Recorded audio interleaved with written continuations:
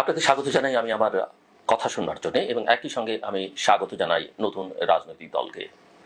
বাংলাদেশে গত কয়েক মাসে বেশ কয়েকটি নতুন রাজনৈতিক দল গঠিত হয়েছে, কিন্তু গতকাল যে রাজনৈতিক দলটি মানিক মিয়া এভিনিউতে, ঢাকার মানিক মিয়া এভিনিউতে আত্মপ্রকাশ করেছে, সেটি নিয়ে অনেক কথাবার্তা হয়েছে এবং একটা বিশেষ সময় বিশেষ এই রাজনৈতিক দলের জন্ম নিঃসন্দেহে অত্যন্ত গুরুত্বপূর্ণ।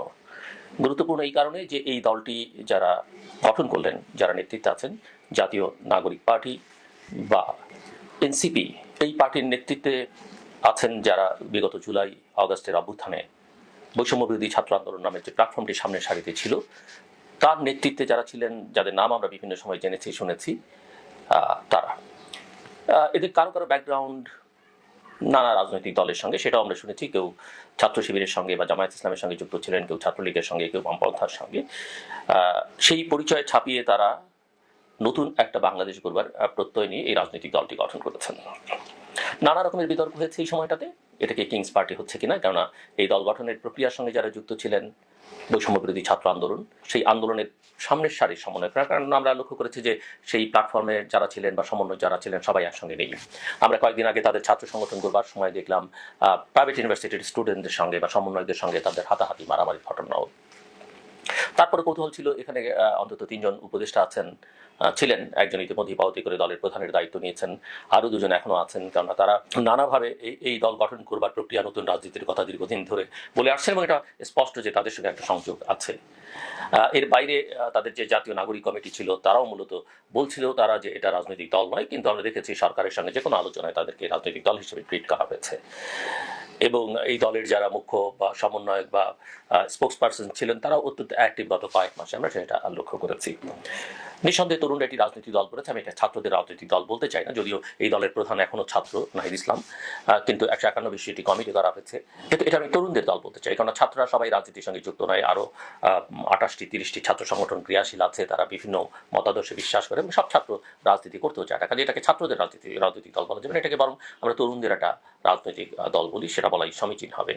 এবং অনেকের ধারণা যে এই দলের পেছনে বাংলাদেশের সমাজের ক্রিয়াশীল কিছু ব্যক্তিবর্গ আছেন যারা তাদেরকে প্যাট্রোনাইজ করছেন, মেন্টর হিসেবে কাজ করছেন, তাদের বয়ান তারা তাদের মাধ্যমে জনসম্মুখে হাজির করবার চেষ্টা করছেন এবং তাদের বক্তব্য ডিসিমিনেট করবার জন্য কিছু পাওয়ারফুল ইনফ্লুয়েন্সার সোশ্যাল মিডিয়াতে বিশেষ করে, তারাও দেশের বাইরে থেকে তাদের জন্য কাজ করছেন। সরকারের ভেতরে থাকা ছাত্র নন বা বৈষম্যবিরোধী ছাত্র আন্দোলনের সঙ্গে যুক্ত নন এমন কয়েকজন অ্যাডভাইজারকেও এদের সঙ্গে যুক্ত বলে মনে করা হয়। একাধিক বিদেশি শক্তিকে মনে করা হয় যে তারা তাদের পেছনে আছেন, কিন্তু এগুলো কোনোটাই ঠিক সপ্রমাণ হাজির করা যাবে সেটা বলা যাবে না। প্রধান উপদেষ্টারও এক ধরনের ব্লেসিংস তাদের উপরে আছে, সেটা তার কথাবার্তা বিভিন্ন সময় মানিত হয়েছে। সব মিলিয়ে এই দল গঠনের প্রক্রিয়াটিতে যেটা মনে হয়েছে সেটা হচ্ছে যে সরকারের নিরপেক্ষতা অনেকখানি ক্ষুণ্ণ হয়েছে, এক ধরনের অস্বচ্ছতা দেখা গেছে এবং তাদের ওই যে স্থানীয় সরকার নির্বাচন আগে করতে চাওয়া একজন ছাত্র উপদেষ্টাকে বা ছাত্রদের প্রতিনিধিকে স্থানীয় সরকার মন্ত্রণালয়ের উপদেষ্টা করে দেওয়া, এগুলো নানা সময় নানা বিতর্কের জন্ম দিয়েছে। এর বাইরে নানা রকমের কথাবার্তা তাদেরকে নিয়ে হয়েছে, তাদের নানান ভূমিকা, রাজনৈতিক অরাজনৈতিক। সবচেয়ে বড় আলোচনা হয়েছে যে তাদের কিছু বয়ান। তারা আত্মপ্রকাশ অনুষ্ঠানে বলছেন যে তারা সেকেন্ড রিপাবলিক চান, সেটা তাদের লক্ষ্য। এটা অনেকের বক্তব্য, অনেক আগে বলেছেন, যেমন ইংরেজি দৈনিক নিউজ সম্পাদক বহু বছর আগে আমার অনুষ্ঠানে তিনি বলেছিলেন যে তিনি মনে করেন তারা যে সংবিধান আছে, যদিও সংবিধান সংস্কার কমিশন হয়েছে, সংবিধান সংস্কার কমিশন বেশ কিছু সুপারিশ দিয়েছে, জাতীয় ঐকমত্য কমিশন গঠিত হয়েছে, কিন্তু নতুন দল বলছে যে তারা এই সংবিধান ফেলে দিয়ে নতুন সংবিধান করতে চান। এগুলো হচ্ছে তাদের লক্ষ্য। তারা বেশ কিছু বক্তৃতা বিবৃতিতে টার্মিনোলজি ব্যবহার করে, সেই টার্মিনোলজিগুলো দেখলে বোঝা যায় তাদের দুর্বলতা কোন ধারার রাজনীতির দিকে।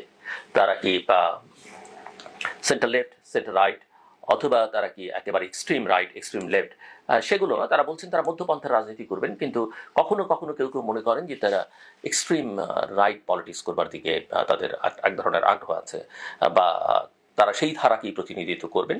কেউ কেউ এটাকে অন্য একটি রাজনৈতিক দলের বি টিম বা সি টিম হিসেবে চিহ্নিত করছে। এগুলো আসলে এক্ষুনি বলা ঠিক হবে না, এগুলো দেখবার জন্য বলবার জন্য অপেক্ষা করতে হবে অনেকটা সময়। তবে যেটা লক্ষণীয় যে এই দলটিকে মোটামুটিভাবে সকল রাজনৈতিক দল তাদের আত্মপ্রকাশ অনুষ্ঠানে প্রতিনিধিত্ব ছিল, যদিও শীর্ষ পর্যায়ের কোনো নেতারাই সেই অর্থে ছিলেন না।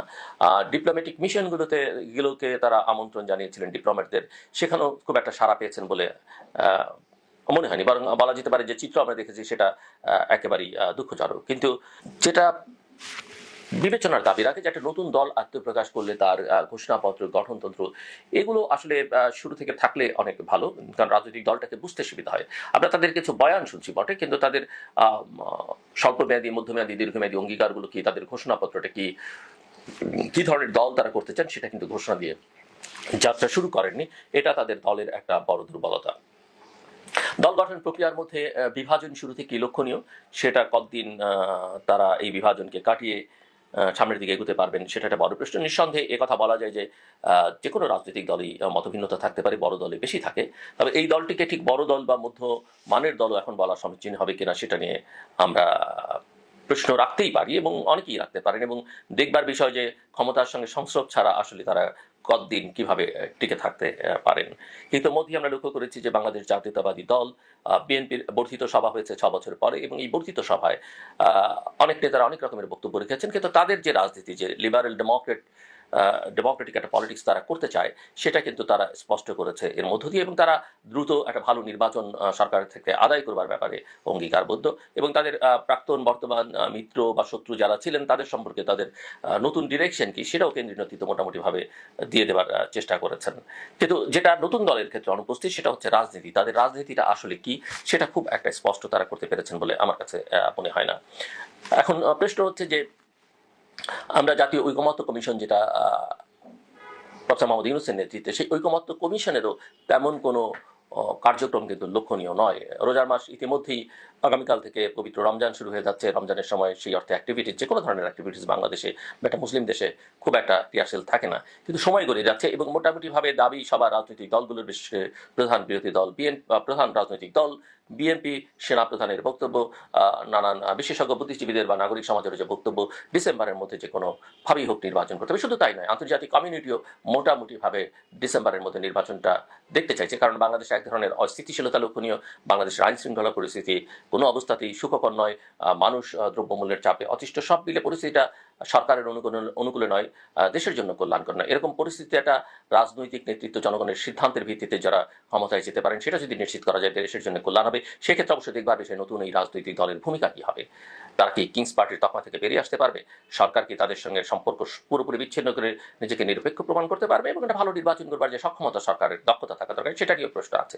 কাজে এই বিষয়গুলো শুরু হওয়া অত্যন্ত জরুরি এবং দ্রুততার সঙ্গে নিষ্পত্তি হওয়া জরুরি। আমার কথা শুনবার জন্য অসংখ্য ধন্যবাদ আপনাদের সবার জন্য।